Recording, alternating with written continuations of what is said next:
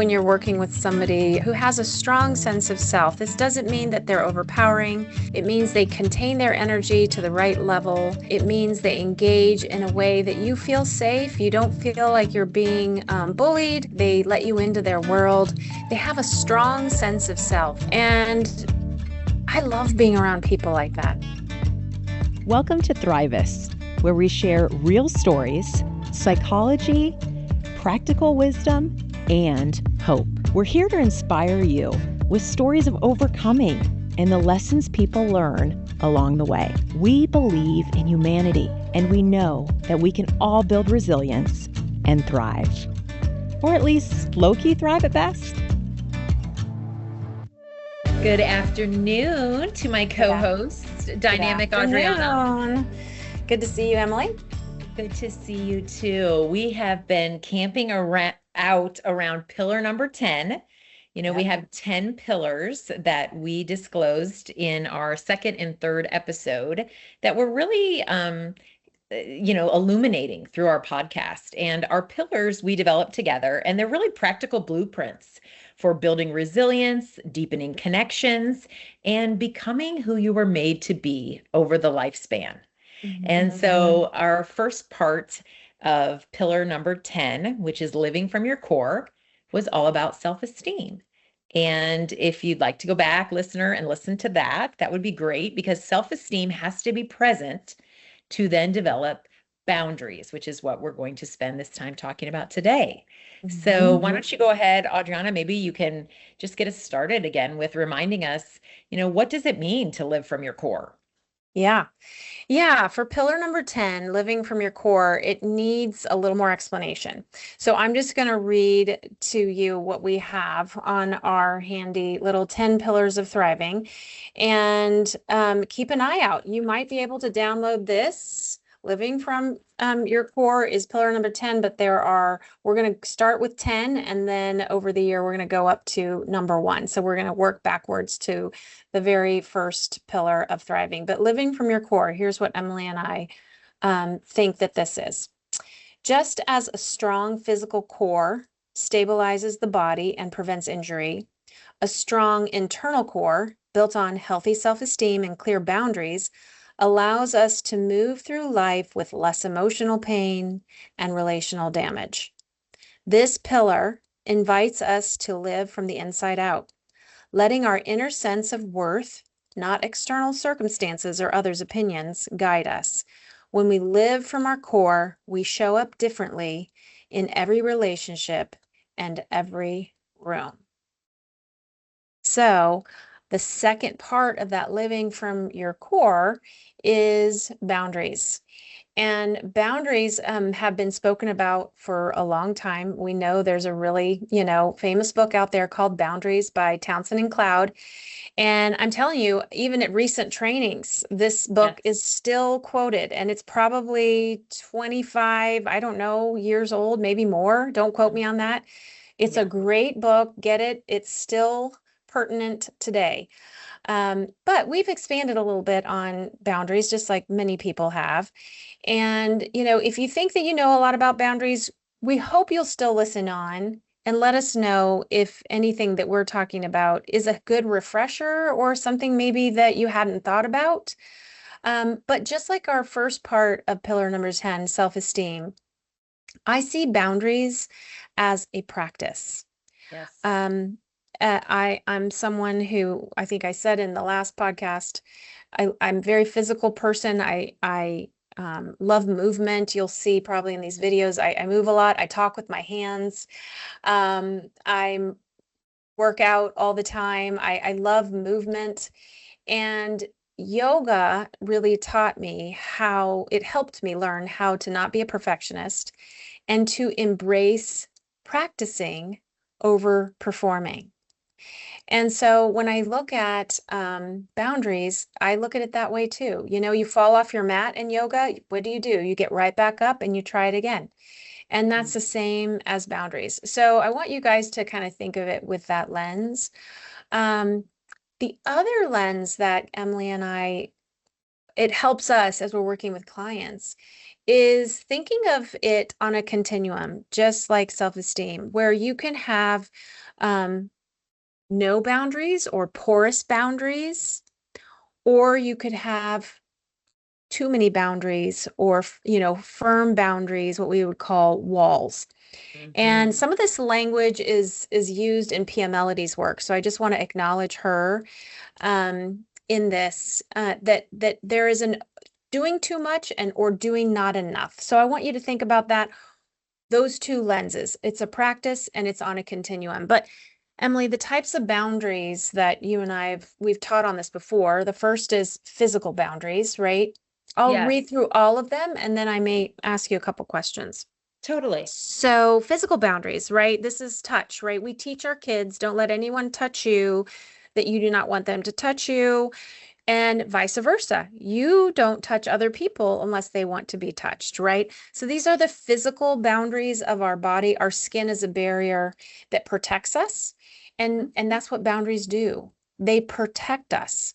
The second one is sexual boundaries. Again, to not engage in things that we are not comfortable with and to protect ourselves in those things. But then again, not to be so walled in that we don't embrace our sexuality. So again, there's this continuum of doing too much or not enough, right?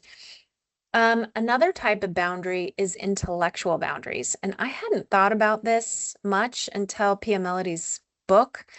But when you think about how we can, particularly in the social media front, Mhm. shame others for their abilities. Maybe they're not as smart as us. Maybe they are smarter than us, whatever it might be.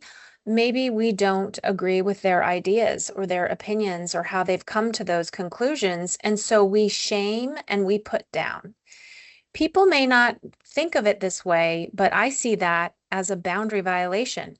When Mhm. somebody is shaming another person for their thoughts, and the way they think. Another one is emotional boundaries. We work through this a lot in counseling and coaching, Yes. particularly in relationship work with couples and families. Um, Most people know what that is. I'm sure we'll highlight that. Another one is material boundaries. You teach your child, like, you can't go into your brother's room and steal his, money, his coins, Yes. or his precious whatever, football cards. Like, we're Yes. teaching this to kids from, you don't steal.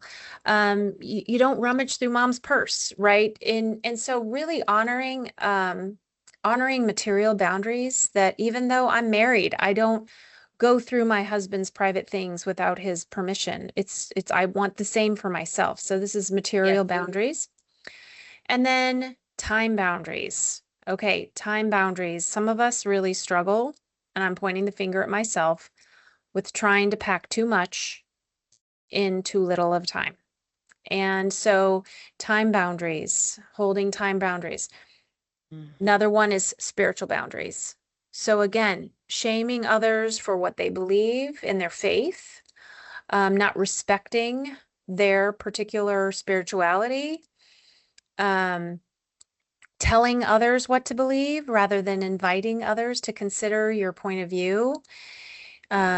Now this is different with parents, I think this is different. We're talking about adults to adults. Parents Sure. do have the right Yes. to teach their kids what they want to teach their kids. But once they're adults, to Mhm. respect that they can come to those conclusions themselves.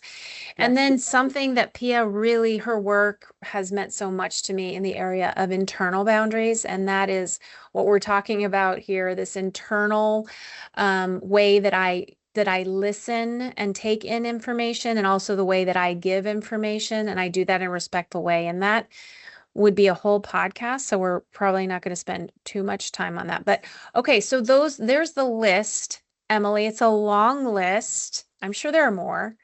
Yes. Which one of those resonates for you, or which one are you working on currently? Yeah, it's first of all, I do love this topic. I mean, we could really hang out on this for a while because boundaries are all about continuing to teach people how to treat you. And as we develop through life, we are in new situations all the time. And we're getting clear as we listen to ourselves, our bodies, when we need to leave a meeting, when we need to stop talking to someone about something, when we need to stop answering emails. I mean, these things are becoming um, real again and again through life. And so, to answer your question, though, I would say right now, I am. Well, we're in summer when we're recording this. And so I am working actively, holding an intention around time boundaries. What does that mean?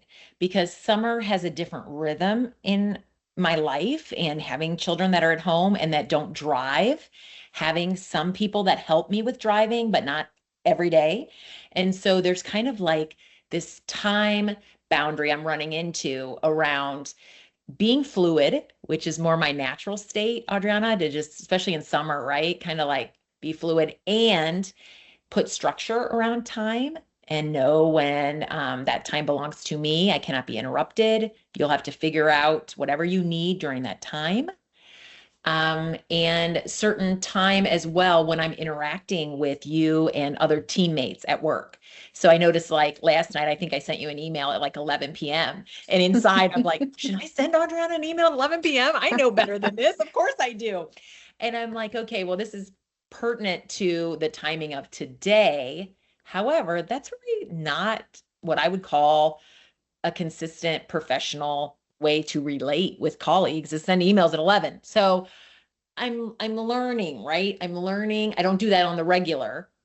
And I'm also aware that when you ping someone professionally, they feel they want to ping back or they stay awake. And that's not right, right? That's not caring about ourselves. So this time boundary in summer, it's real for me. Yes, it's real. Mm-hmm. I can understand that. I remember when our kids were still at home before the empty nest phase. And yeah, that shift to summer could be a little bit, some parents love it. I think there's both. You love it because you have more time, you have less pressure, less structure. And then there's also this like, okay, everything's morphing into one another. It's like all there aren't clear boundaries between work and personal time, and it's Yes. it's getting a little difficult. So I get that. And, I think here's what's interesting is that whereas you were worried about sending an email at 11, I'm not worried because if I don't want to answer it, I'm not going to answer it because I've gotten better about my boundaries around work. And sometimes, for me, answering that email helps me sleep better that night rather than knowing it's in my inbox. But other times I'm like, I'll get to that tomorrow and I know Emily will be fine. And if she's not, she knows how to take care of herself. So I'm not Good. worried about it. So I think, there's no hard and fast rules. And um, Thank you. Thank you for that. That helps me hearing your yeah, perspective on that. I appreciate that. yeah. I think it's different. It's different for everybody. I think too, some of this is cultural.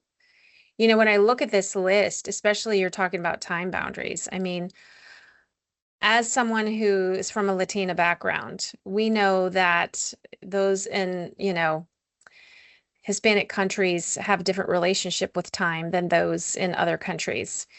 We are not known as the most punctual people, I can tell you that.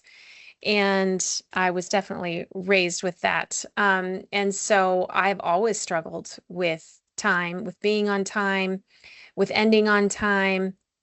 I mean, I think it's a victory every time we have our monthly team meeting that I end right on time so everyone can go get their other clients. But what I love about my team is that if we do go even 1 minute over, we have some folks that'll just say, "Gotta go get a client. See ya." And I'm like, great boundaries. I have no offense to that. I take no offense. So, I think the one as I'm looking at this list here on my screen is the internal boundaries. And I know I said we weren't going to talk a lot about that, but it is something that I'm working on. And so Yes. it might be something that is interesting to some folks if this resonates with you, if you're like me. One of the internal boundaries is my speaking boundary. So it's how I determine what to say, who to say it to, and when to say it. And not everything that goes through my head needs to be spoken. Um, and so I'm really working on the wisdom of knowing what to say and when to say it. And, it's tricky because if I don't share my thoughts and feelings with the people that I love and care for, they're not going to know who I am, or I can't be intimate. But if I share too much of what I'm thinking and feeling, it could come across as manipulation. It could be hurtful. It could be, I haven't worked it all out in my head yet. And so it could be unfinished thoughts that really might harm. And so I'm working on what I would call my speaking boundary and trying to practice holding my tongue, and managing the anxiety of not saying anything. Um, and then on the flip side, there are some things I really do need to share that Yeah. sometimes I have a fear sharing. And so I'm working on being courageous enough to say those things. So I would say my speaking boundary is what I've been working on lately.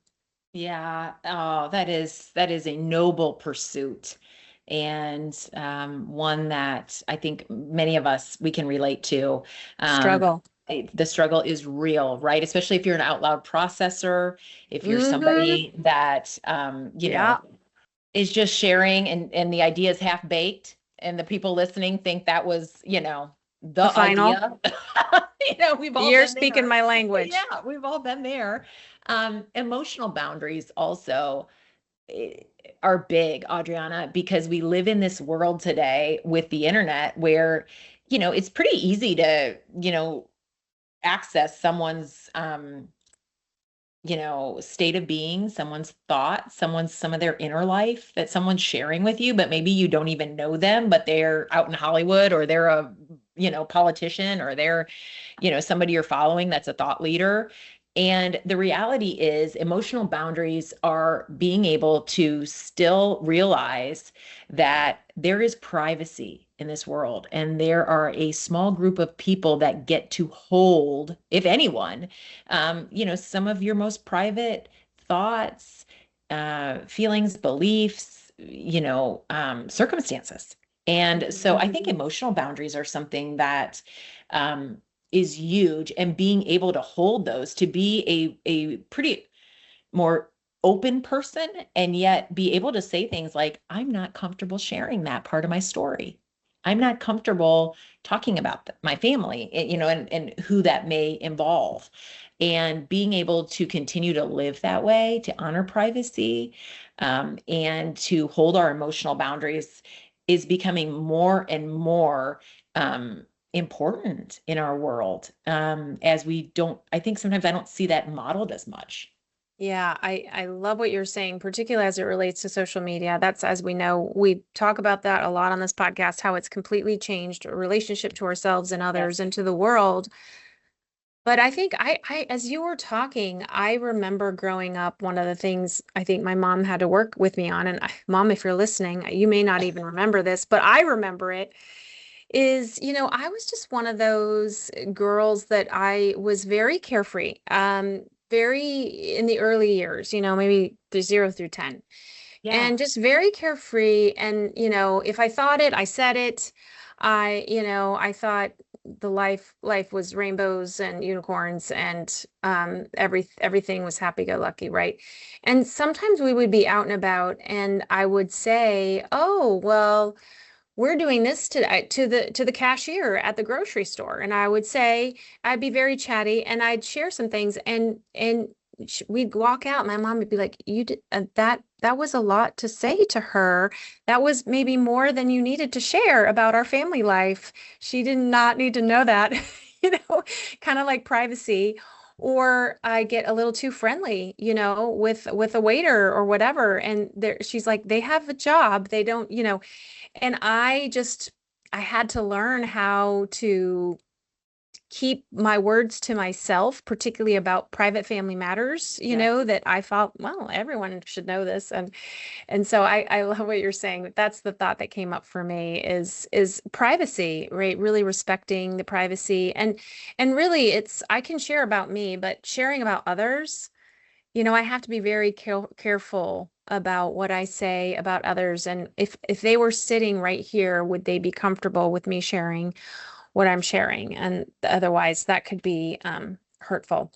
Yes, I love hearing the story of you as a little girl that's just oversharing at the checkout line. I mean, that is so fantastic and Yep. precious. And how you became someone that is a social worker working with people today, right? A love of people, and yet realizing as you go through life, certain people we honor with giving them access to knowing our Right. what we did this weekend. Now, some people think everybody should know what we did this weekend. Some people think, well, a core group of people, right? So I guess there's room for people to determine their own boundaries in that. But most of the time, there is a value of privacy and of people, keeping things, closer to you and those that matter to you. Right. And just like we were talking about this continuum of overdoing it or underdoing it, right? Yes. The same is true with this idea of emotional boundaries. If we're too loose and nothing's private and everything that we're thinking and feeling, kind of like the speaking boundary, but this is you're talking about your emotional world and you're Yes. sharing it with everybody, then there's no, you're not protecting yourself from maybe somebody using that or hurting you or keeping that private. But on Yes. the other hand, if you never share, if you're one of those folks that is such a private person, you have a really difficult time sharing your emotional world with others, those folks may struggle with loneliness. Yes. Those folks may struggle with feeling intimate and connected to their partners because they're so private that they're really more walled off and walled in. And so this is why, for me, the continuum really helps me, that there is a sweet center where there's a healthy kind of boundary on all of these things. Yes. Um, and that kind of, you know, I think it might be good for you to share, Emily, and then I can share too. If someone were to ask you what are boundaries, if your clients are to ask you what are boundaries, not many people ask that because a lot of them know. But I mean, let's just start from that. How would you Yes. describe them? I would describe it as a limit or a rule that you set for yourself to protect your own well being, your time, your value, your energy in a day. And so it is a way that you are allowing yourself to feel connected and protected at the same time. And Mhm. you get to determine what that looks like. You get to determine through your own reflection and your own listening to yourself what your boundaries look like in these various areas. But I would also say the most basic boundary that we all get is the word no, and that Mhm. in itself is a sentence. And sometimes, we think we need to explain our no and give context to a no, but really we can really just say no. And that is one of the most universal boundaries that we all have. How about you? How do you explain boundaries when a client comes in? Same. It's how we protect ourselves. Boundaries are about protection. And just I just said it, you can be overprotected too. So boundaries are how we protect ourselves in a way where we are still connected to others and protected, and not just to others, but how we engage in the world. I Yes. had a client who I was working with, and I worked with her for a while. She had done a workshop with us, and she came in and she was so upset and just having a really hard time with some things that she was seeing politically on TV. And Yes. after the third time, we worked on it. We had a plan. But after the third time that she came in so activated, I just looked at her and I said, what do you think about not watching the TV around these kind of issues anymore for a while? She Yes. hadn't even thought about that. She said, well, maybe I'll try that. I'd rather be able to figure out how to handle it. But she came back and she said, I am so much happier. I feel less invaded in my own home. She just really had a hard time differentiating between what was going on in the TV and what was going on in her home, and needed some more healing on some issues that she had um, gone through to be able to tolerate what she was seeing in the news, particularly politically. And so she just had to have a boundary for her own mental health on watching certain subjects. Yes. And I know we help clients think about that with social media too. But it is how boundaries are how we protect ourselves and engage in the world. And Yes. whenever someone is coming in with deep resentment, That is my hint that they have not been holding a good boundary. So we end up looking at boundary violations that either they have done or someone has done to them and how they can go back and protect themselves or hold better, boundaries for themselves on that. So if you are a listener and you struggle with resentment, you might want to think about doing some boundary work. Yeah. Yes. And you probably throw them the pillow, right? You have that new hip pillow that we're all That's right. coveting in your office. I mean, oh yeah, the boundaries pillow. There it is, listeners, right there. Okay, this is we do laugh about this at the office because I really bought this for the feelings wheel, but this is kind of funny. This boundaries side is Yes, kind of funny. So we laugh about it. You've got to laugh about these things sometimes. you've got to. The But other it's thing fun. with boundaries, Adriana, boundaries are also about clearly communicating your needs. And so, an example being, um, I have a need, and many of us do, for safety in my space, in my world every day. And so, let's say I've got somebody that's approaching me and is yelling at me, right? So, a simple formula around a boundary with that, I am not comfortable with you yelling at me. And if the yelling continues, um, you'll be removed from this room, Mhm. right? So I have a need, most of us all do, for felt safety. And so, again, trying to get our needs met and practice self-leadership in a day, we need to be able to set boundaries, right? And the basic boundary might just be, I have a need for, I am not comfortable with X. So if you continue X, I will have to do Y, and boom, that's it. So I'm teaching people how to treat me. I'm respecting and holding myself in high regard by setting that boundary of safety. So that's kind of a basic, but there are lots of different needs that we all have that when we slow down enough, we really get in touch with more so and can set boundaries around. Right. I love how you're saying that is around a need. So protecting a need. And something that's really, really important, what you said brought this up for me, is boundaries are not the way that we control others. Mm, Boundaries are not about you, they're about me. So it's not about how me trying to control you from yelling. It's about me telling you what I will do if you keep yelling. yes. I think sometimes what I found for me, and I'll just out myself on this, is that when I finally learned the concept of boundaries and the responsibility that it was on me, I kind of went overboard. Like I went a little bit overboard on the continuum. I kind of went on, I had all these firm boundaries, and I think I was trying to, control others. Like you won't tell me what Yeah. and and then I heard someone talk about it, and that's when the shift happened for me, that really boundaries are not about you, they're about me. And what that means is if I say to you, please lower your voice, you're yelling and I can't engage in this conversation when you're so elevate, your voice is so high, I'm feeling uncomfortable and I'm shrinking back. What can happen is someone said, don't try to control me. If I want to yell, I want to yell. That is fine. You may yell, but what I'm telling you is that I will have to leave this conversation because I'm not able to do it in a way that's constructive for me. So it's really not Absolutely. about you. And so if that helped me a lot. So it's not about controlling others or telling others what to be. It's really about telling others what you will do and what you need in order to stay engaged. Yes, I appreciate that. They are worth considering throughout life. And I love how you kind of follow resentment. And you follow resentment, almost like a good detective. And if there's resentment, ooh, there might be a boundary. Because oftentimes we know when we're saying yes to something, but we kind of wanted to say no, or we don't know how to Right. say no, or yeah, we're just in a weak moment with our boundaries, right? And that Hmm. resentment rises for us.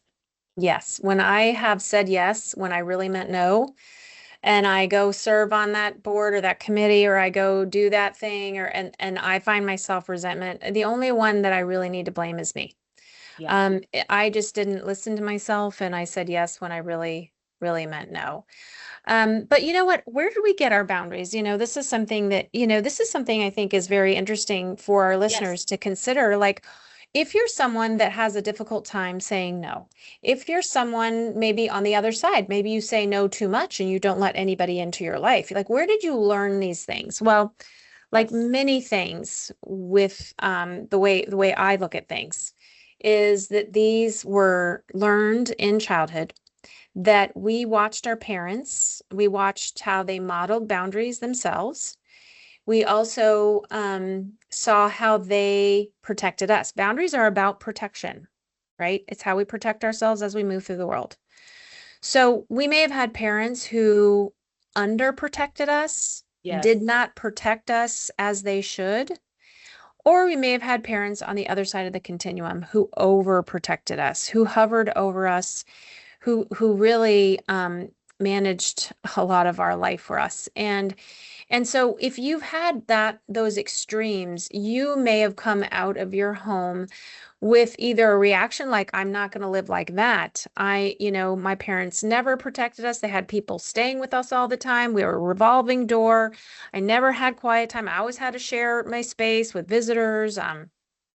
You know, we had break-ins all the time, whatever it was. You might react the other way by becoming so strict on boundaries in your life and protecting your life and not letting people into your space and things like that. On the other hand, if you had a parent who was over boundaried and overprotected you and kind of hovered over your every move, you may have swung the other direction too and Yes. be very loose. Or with either side, you may be just mimicking what you were raised with. But it's important to understand, like, you may be reacting or trying to make up for a way that you were raised, and you may want to be more mindful and choiceful in the way that you need boundaries for you based on you, because we're all different. We all Yes. have different needs for time, Yes. for sharing emotions. We are not the same. And so the boundaries are really for you to figure out, not for someone else to figure Mhm. out, because they're not you. Um, I love so that. yeah. Yeah, it's so true that when you get the awareness maybe of how your parents, if they were more porous with their boundaries or if they were more closed with their boundaries, it's true. You tend to go to the other. Mhm. And then, there are no perfect parents. So we're all learning, as we go. Um, the saying right now, Adriana, that it brought up for me, FOMO, right? Fear Yeah. of missing out. Okay. Yep. To me, that is linked to boundaries in life. Hmm. Okay, tell me more. Yes. So, we all get these 24 hours in a day, right? And we all Mhm. get to do what we want to do with our 24 hours in a day. We have choice in this country, thankfully.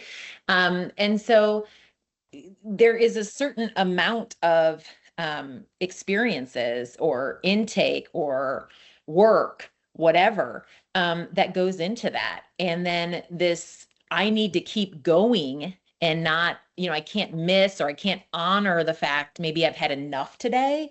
It was a good day. Like I love to put my head on a pillow and feel like, oh, it's a really good day. Like in the way I define a good day, like it hits me. Right. The FOMO to me is like I had to extend my boundaries. I'm limitless. I had to do this. I had to take on something then at 9 p.m. or whatever. Or I didn't want to miss out on that. And so to me, they are linked versus the satisfaction of a really good day and getting up Mhm. tomorrow and having something to look forward to, or again, filling my day how I want to tomorrow. So I kind of see it that way. Do you agree, Yeah. disagree, or have a totally different thought on FOMO and boundaries? I hadn't thought of that, but I really appreciate you bringing it up. And kind of the way I see those linked is the FOMO. And there's someone in my life that has FOMO, and it's working through that with him and trying to understand that. And I think it's that FOMO causes you to relax your boundaries. Yes. It may not be that this person knows their boundary, knows that, but the fear of missing out is like, I'll just knock that one down. I don't need that boundary. I actually think I'm limitless. And then the next day it's like, wow, why did I do all the things, or why did I schedule my month this way? Totally. And so I think they're totally bidirectionally linked to one another for sure. Yeah. Yeah. Yeah. And it is so wonderful, to be able to live out of your comfort zone, right? We work with a lot of people that, are learning what thriving means to them, and they want a full thriving life. And yet we also have limits as people. We have limits, and we are to be honoring some of the reality of our bodies, the day, the intake, the output, etc. Right? And so I think that is a wrestling, but holding some awareness in that helps, in the different seasons. Yeah, I think one that when I think about, people be like, oh, we'll give examples. I can give an example of like a porous boundary. So Yes. this is to speak to your point of honoring limits. Yes. So sleep. So for me, um, I'm more of a late night owl. Biologically, my chronotype is what the type of, person you are, as far as if you're an early riser or you're late or you're in the beginning, that's called a chronotype. And my chronotype is, I'm slow in the morning. It takes me a while to get going, and then I'm up late at night. Well, never a problem. Was able to be very productive in life until we had children who have Wait. different chronotypes. Right. And then have three, and then a Yes. traveling husband. So I was the one getting up with the three, and then the school calendar starts, and then they all have to be up, and we have to be up and at them at 6:30 to get all the things.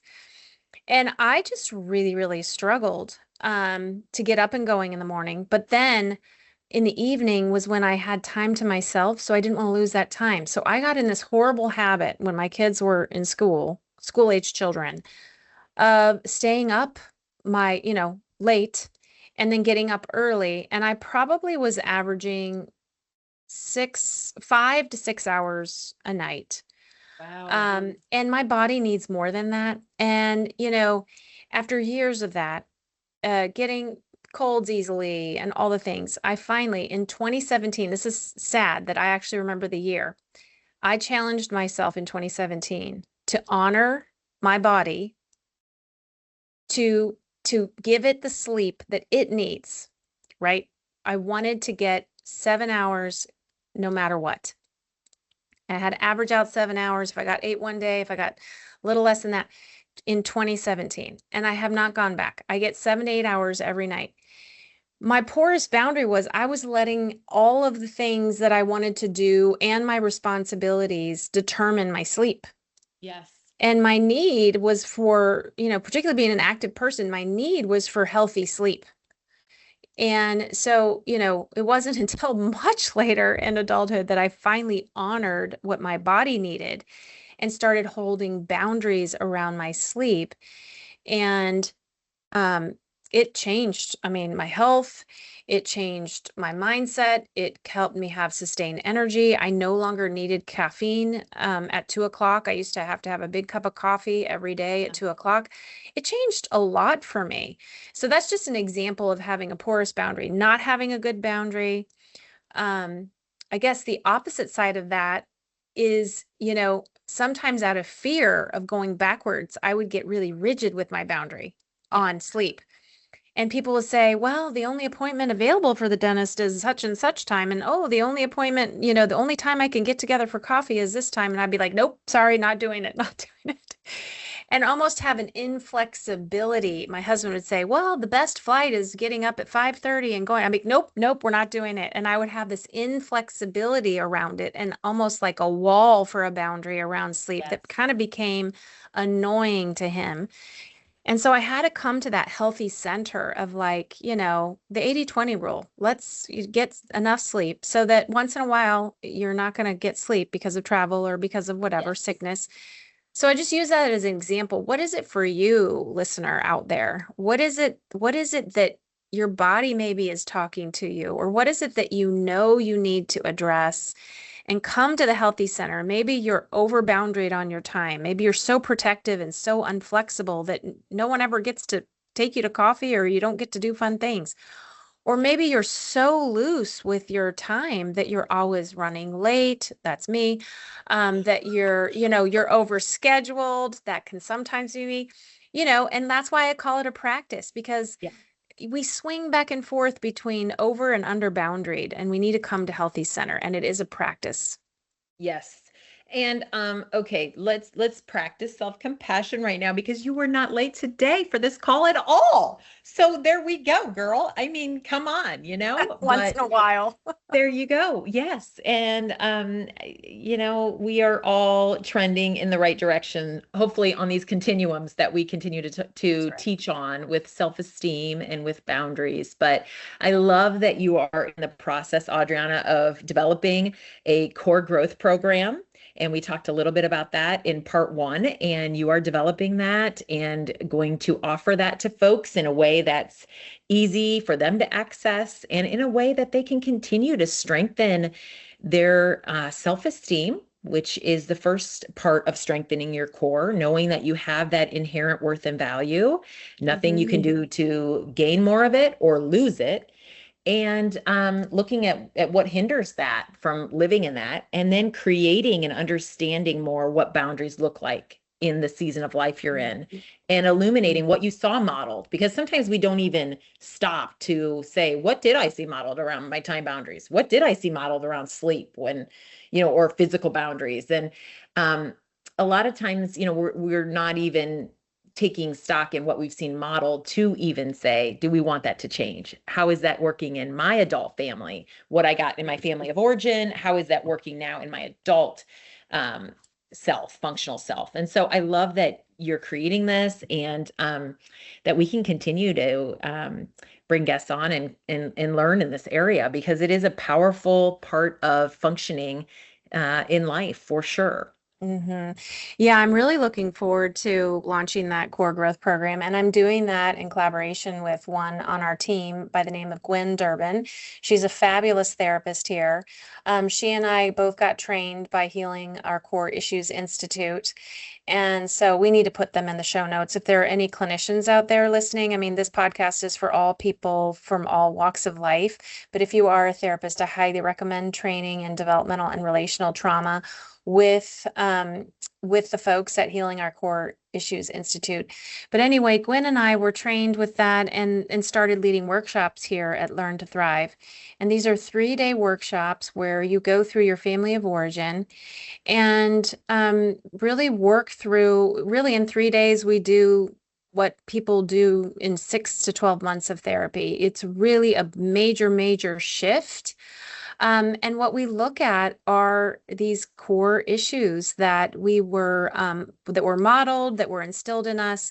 And the first one is self-esteem, and the second one is boundaries. And so we're launching a core growth program that is more accessible than the workshops, although that is the final piece of the core growth program. But we want to have just like a 90-minute class that's an overview of this model and the way we interpret this model. And so you'll be hearing more from Gwen, I think, in future podcasts. And she's even leading a workshop in July. We're really excited that we're continuing to do this, and we have for a few years. So yeah, keep your ear to the ground on when this launches and what you might want to engage in. Well, wonderful. Well, any last takeaways on boundaries today, AudrieAna, or are you using your internal boundaries and choosing to say nothing further? I love that. Oh gosh. What is my Thrivist thought for the day? Um, I think I just keep going back to how important your internal core is. And we're calling it the internal core, but a lot of therapists and a lot of books out there will call it a sense of self. You know, when you're working with somebody, you're out in the world, a coworker, whoever, who has a strong sense of self. This doesn't mean that they're overpowering. It means they contain their energy to the right level. It means they engage in a way that you feel safe. You don't feel like you're being bullied. You also feel like they let you into their world. They have a strong sense of self. And I love being around people like that, and I want to work towards being that person for myself, for my kids, for my husband, for my colleagues, for my clients. So our world is it goes too fast. It Yeah. goes so fast. I was working with a client yesterday, executive, just so moving at such a pace, traveling so much, doing so much, really had lost his sense of self. Mm. And we had to put a plan together how to regain that and still be productive in the world, but really connected to yourself. Because if you aren't connected with yourself, it's really hard for you to connect with others. And we all long for that connection. So I just really encourage people, take time. Just like you work at the gym and you heal injuries, or you're pursuing a healthy lifestyle and you spend time to strengthen your body, spend time to strengthen your inner world and your sense of self. It's my encouragement for everyone, and it's my encouragement to myself, because I let it go sometimes, for sure. Thanks for joining us at Thrivist, where talk transforms and builds resilience in an unpredictable world.